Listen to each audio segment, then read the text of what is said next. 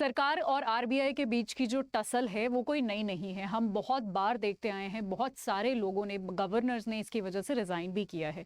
इस पर मैंने भी काफ़ी सारे सेशंस लिए हुए हैं। हाल ही में एक बहुत बड़ी चीज़ सामने आई है कि आप देख सकते हैं, जो कि मैंने पीछे लिखा है, PM Modi call x RBI governor snake. और ऐसा क्यों बोला है ये भी समझेंगे।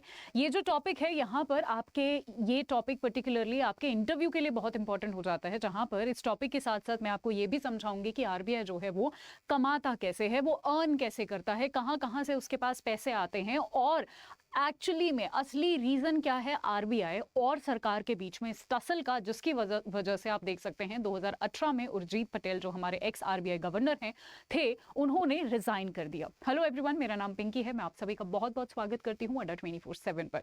बिना किसी देरी के मैं शुरू करना चाहती हूँ। हाल ही में ये एक किताब जो है आई है, फॉर्मर फाइनेंस सेक्रेटरी की एक किताब है, जिसने ये जो स्टेटमेंट है ये रिवील किया है कि एक बार जो है यहाँ पर PM Modi call x RBI governor, मैं उर्जित पटेल की बात कर रही हूं, उनको बोला है snake who sits over the money. Exactly ये जो है उनके वर्ड्स रहे हैं। आप सभी को पता है 2018 में जो है सरकार और आरबीआई के बीच में कुछ टसल हुई थी, जिसकी वजह से, जिसके कुछ महीनों बाद उर्जित पटेल ने रिजाइन कर दिया था, वो इस पोस्ट से जो है निकल गए थे। अब रिजाइन करने का रीजन क्या है और आरबीआई और सरकार के बीच में ये टसल क्यों रहती है, ये तनातनी क्यों रहती है, ये हम समझेंगे। और वो किस मुद्दे पर रहती है, वो उस मुद्दे की पूरी जड़ तक हम जाएंगे। उससे पहले थोड़ा सा जो है यहाँ पर आपको आरबीआई का इंट्रोडक्शन है। आप देख सकते हैं 1 अप्रैल 1935 को जो है यहाँ पर ये हमारा सेंट्रल बैंक है जो कि एस्टैब्लिश हुआ था, ठीक है, with this act, RBI reserve bank of India act, ठीक है। इसका हेडक्वार्टर मुंबई में है, आप सभी को पता है। पहले जो हमारे, आप देख सकते हो, इट प्रेजेंट्स द गवर्नर जो थे हमारे, वो मिस्टर डी सुब्बाराव थे, ठीक है। इसके काफी सारे रीजनल ऑफिसर्स भी हैं, वी नो दिस, ठीक है। ये हमारे जो है, जो करेंसी नोट्स है वो हमें आरबीआई ही देता है। वो आपने नोट्स देखे होंगे कि मैं धारक को इतने रुपए देने मतलब अदा करने का जो है वचन देता हूं, उस तरीके की चीजें आपने देखी होंगी, ठीक है। हमारी जो मिंटिंग्स हैं वो अलग अलग जगह पर हमारे देश में होती है, वो भी आप यहाँ पर देख सकते हैं। जैसे आपका नासिक हो गया, मैसूर हो गया, देवास मध्य प्रदेश हो गया, सो मध्य प्रदेश, कर्नाटका, महाराष्ट्र, वेस्ट बंगाल, इन सारे स्टेट्स में होती है। अब आते हैं मुद्दे पर। देखिए ये चार्ट आपको दिख रहा होगा, जिससे आपको ये चीज समझ आ रही होगी कि सरप्लस सर्ज है। सरप्लस क्या होता है? सरप्लस ये होता है कि मान लो मेरी एक कंपनी है जिसमें जो है 100 रुपए जो है मेरी कमाई हुई, ठीक है, और ऊपर से जो है बेसिकली कोई भी अगर एक्स्ट्रा, मतलब 100 रुपए मेरी कमाई हुई, ठीक है, मेरा खर्चा जो है मेरा 40 रुपए का खर्चा हो गया, अब बाकी के 60 रुपए बचे, वो मेरा एक्स्ट्रा जो है प्रॉफिट हो गया, राइट। सो बेसिकली जो मेरा सरप्लस होता है, राइट, क्या होता है कि आरबीआई जो है उसमें डेफिनेटली सरकार को उसको देना पड़ता है कुछ ना कुछ पैसा, और वो कुछ काफी सारे एक्ट्स में भी लिखा हुआ है, राइट।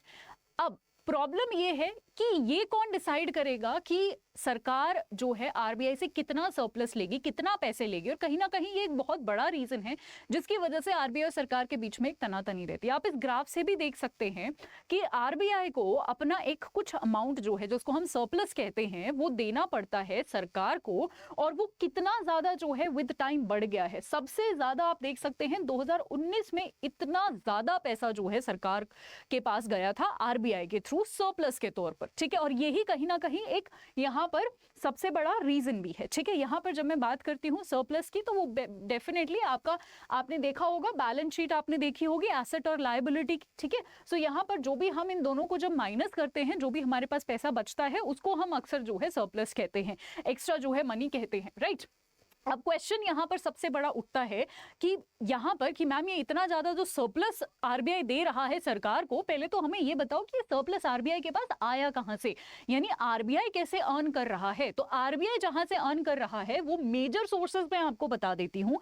सबसे पहला है यहाँ पर गोल्ड। ध्यान से समझिएगा, गोल्ड से मैं क्या कहना चाहती हूँ। गोल्ड से मेरा मतलब है कि मान लो आरबीआई, आपको पता है, हर साल या हर बार जो है कुछ ना कुछ सोना जो है खरीदता रहता है, ठीक है, काफी ज्यादा सोना खरीदता है, ठीक है। अपने फॉरेक्स रिजर्व में भी हम अपना सोना रखते हैं, इनफैक्ट सोने को हम बढ़ा रहे हैं ताकि हमारी डॉलर पे जो डिपेंडेंस है वो कम हो। तो इस तरीके की चीजें हम कर रहे हैं। मान लो आरबीआई ने जब सोना खरीदा, एक छोटा सा एग्जांपल देती हूं, तब है वो 100 रुपए का, ठीक है, कोई भी समझने के लिए छोटी रकम मैं यहाँ पर ले रही हूँ, वैसे तो 50-60 हजार है हमारा सोना अभी, बट 100 रुपए का लिया, ठीक है। उसकी जो है थोड़े टाइम बाद जो है मान लो कीमत बढ़ जाती है, 200 रुपए हो जाती है, 150 रुपए हो जाती है, तो वो कीमत बढ़ गई, जो सोना कम पे लिया था वो ज्यादा का हो गया। तो यहां से एक तो आरबीआई के पास पैसा आता है, राइट।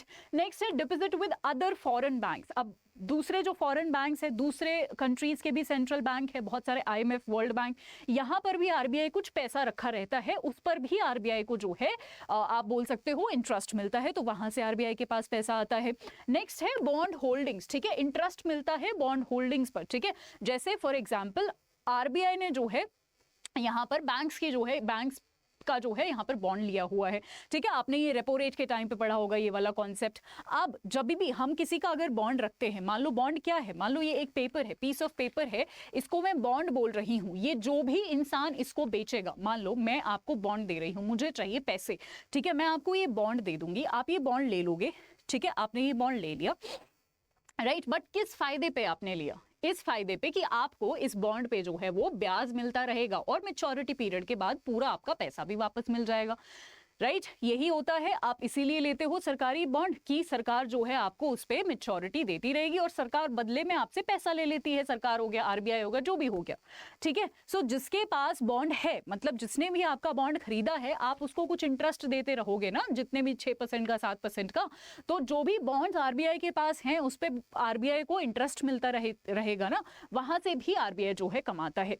नेक्स्ट है ओपन मार्केट ऑपरेशन, जहां पर हम गवर्नमेंट सिक्योरिटी के साथ जो है गवर्नमेंट सिक्योरिटी को यूज करके आरबीआई जो है यहां पर कमाता है। ओपन मार्केट ऑपरेशन एक मॉनेटरी पॉलिसी का टूल है, जहां से सरकार हो गया, आरबीआई, आई मीन टू से मेजरली आरबीआई हो गया, ठीक है, क्योंकि ये मॉनेटरी पॉलिसी का टूल है जो कि आरबीआई डिसाइड करता है। ओपन मार्केट ऑपरेशन हम इसको बोलते हैं, जहां पर गवर्नमेंट सिक्योरिटी को खरीदा और बेचा जाता है, बहुत अलग अलग चीजें करने के लिए। प्राइस स्टेबिलिटी का भी यहाँ पर एक रोल है, साथ ही साथ खैर हम उतनी डेप्थ में नहीं जाएंगे वरना आप कंफ्यूज हो जाएंगे, बट डेफिनेटली गवर्नमेंट सिक्योरिटी को यूज कर जो है आरबीआई यहाँ पर कमाता है। तो ये मेजर कुछ सोर्सेज हैं जहां से आरबीआई जो है पैसे कमाता है, और वहीं से जो भी इसने कमाया, जो सरप्लस बचा, वो सरकार को जो है देना पड़ता है, और वो कहीं ना कहीं डिमांड मिसमैच होती है आरबीआई और सरकार के बीच में, और इसीलिए this is one of those reason जिसकी वजह से आरबीआई और सरकार के बीच में टसल रहती है। हालांकि बहुत सारे और इश्यूज होते हैं, सब्सिडी को लेकर होते हैं, सरकार बहुत सारी चीजें फ्री में देना चाहती है, आरबीआई इसके अगेंस्ट होता है कि आगे जाकर इकोनॉमी के लिए अच्छा नहीं होगा, तो कुछ पॉलिसीज में भी आप बोल सकते हो कि मिसमैचेस होते हैं, तकरार होते हैं, राइट। सो ये बेसिकली यहाँ पर कुछ चीजें थी, ठीक है। एक कमिटी है इन सारी चीजों से रिलेटेड, नाम है उसका बिमल जलान कमिटी, राइट। वही यहाँ पर उन्होंने ही रेकमेंड किया था आरबीआई को कि वो मेंटेन करे 5.5 से 6.5 तक का of its asset as a surplus, right. So Bimal Jalan committee के बारे में आपसे पूछा जा सकता है कि किसने रेकमेंडेशन किया था ये जो सरप्लस के बारे में जो रेकमेंडेशन है कि जी आपको इतना % अपनी एसेट का सरप्लस रखना पड़ेगा, वो बिमल जलान कमेटी ने किया था। वेरी इंपॉर्टेंट कमेटी, अगेन ये फिगर सिमिलर ही है, आप यहाँ पर भी देख सकते हैं सरप्लस के, जो मैंने पहले जो है आपको यहाँ पर पढ़ा दिया था, ठीक है। सो ये था ओवरऑल हमारा कॉन्सेप्ट। अब मैं आपको एक बहुत अच्छी चीज बताना चाहती हूँ। देखिए अक्सर क्या होता है, आप किसी भी पेड बैच में एनरोल करते हो तो 1 महीने वो आपका पेड बैच चलता है, उसमें क्या होता है कि आपके कुछ महीनों के करंट अफेयर्स होते हैं, बाकी आगे के महीनों के करंट अफेयर आपके छूट जाते हैं। इसी प्रॉब्लम को सॉल्व करने के लिए मैं लेकर आ रही हूं द बिगर पिक्चर प्लस, जहां पर आपको अगस्त 2023 से लेकर जुलाई 2024 तक के पूरे 1 साल के इस बीच में आपके जितने भी करंट अफेयर्स के आई मीन टू से इस दौरान जितने भी आपके बीच में एग्जाम्स आएंगे, सारे एग्जाम्स की करंट अफेयर की टेंशन अब आपकी खत्म, क्योंकि यहाँ पर आपको मंथ वाइज करंट अफेयर मिलेंगे, आपको 1 साल का करंट अफेयर मिलेगा, गवर्नमेंट स्कीम मिलेगा, आरबीआई सर्कुलर्स मिलेंगे और स्टैटिक भी मिलेगा। पर्सनलाइज्ड वेबिनार्स भी मैं कंडक्ट करूंगी ताकि आपका एक भी डाउट ना रहे।